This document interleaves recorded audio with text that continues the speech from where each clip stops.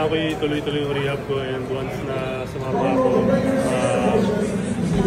para maiinto yung program ko. So, and soon, pinapunta na rin ako ng team sa Japan, so hindi talaga makasama sa team.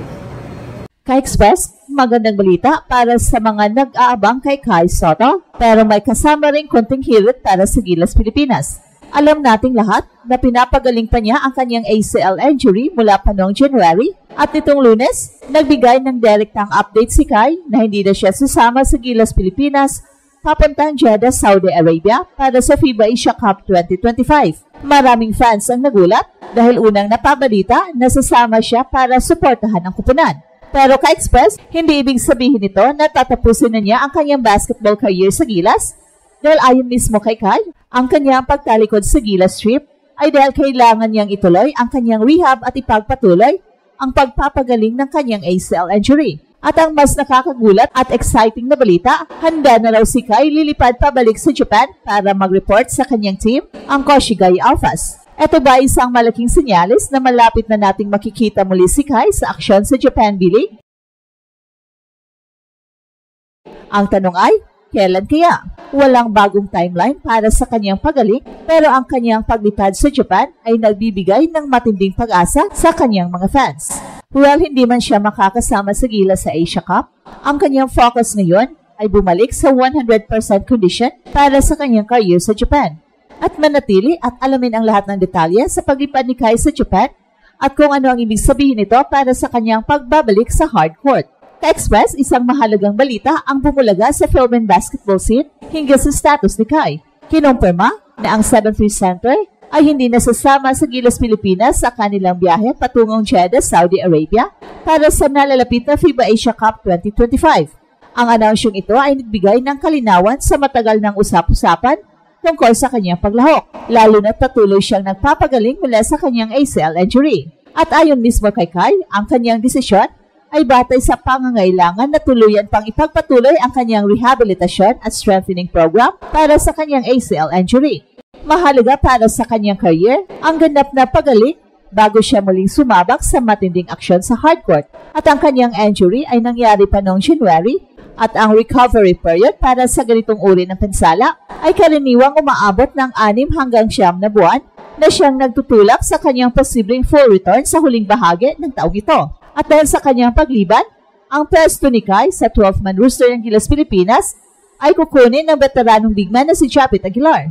Si Japit, na may malawak na karanasan sa international competitions, ay magdala ng kanyang athleticism at defensive prowess sa frontcourt ng Gilas. Ang kanyang pagpasok ay nagbibigay ng kinakailangang depth para sa koponan ni Coach Tim, lalo na sa paghahanda nila para sa matinding tune-up game laban ng Jordan National Team at sa mismong Asia Cup kung saan makakaharap nila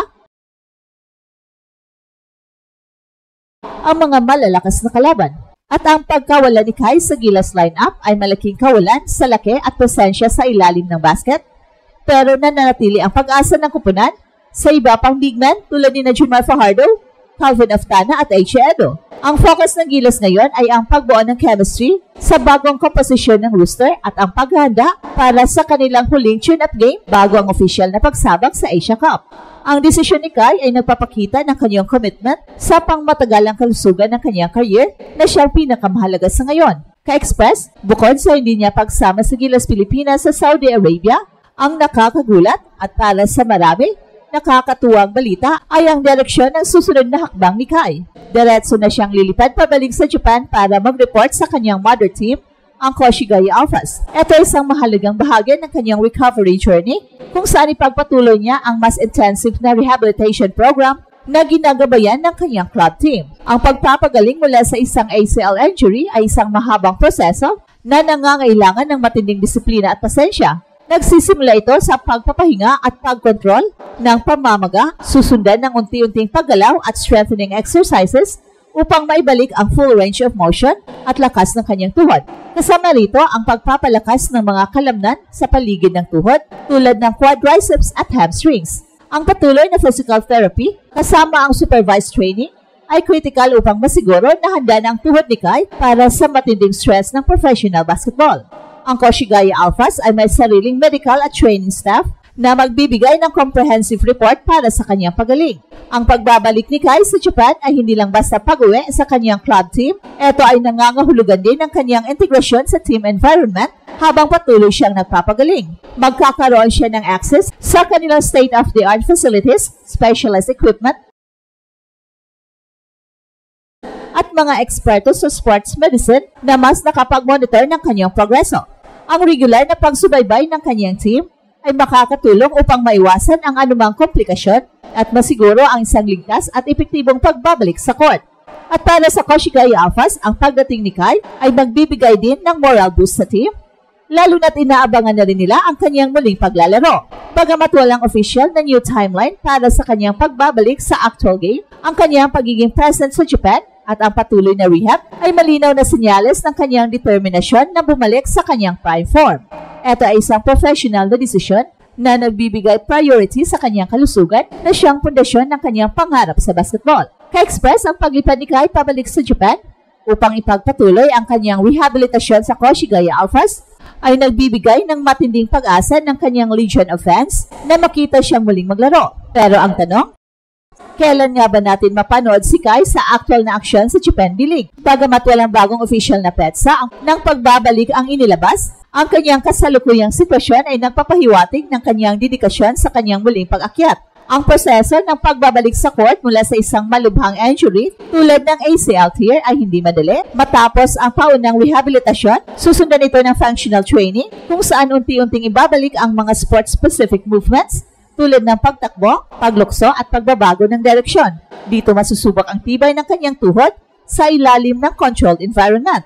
Bago pa man siya makabalik sa full contact practices, kailangan niyang makumpleto ang lahat ng strength at conditioning targets na itinakda ng kanyang medical team. Ang bawat hakbang ay maingat na binabantayan upang maiwasan ang anumang re-injury.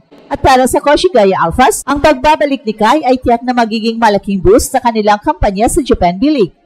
Ang kanyang presensya sa ilalim ng basket,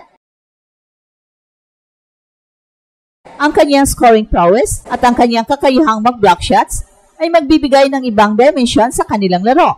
Malaki ang inaasahan mula sa kanya at ang kanyang muling paglalaro ay siguradong magdadala ng maraming atensyon sa kupunan at sa liga. Sa mas malawak na perspektibo, ang muling paglalaro ni Kai sa Japan ay mahalaga para sa kanyang pangarap sa NBA at sa kanyang future appearance sa Gilas Pilipinas. Ang patuloy na paglalaro at pagiging dominant sa isang liga tulad ng Japan D-League ay makakatulong upang mas mapansin siya ng mga NBA scouts at makabuo ng mas solidong resume.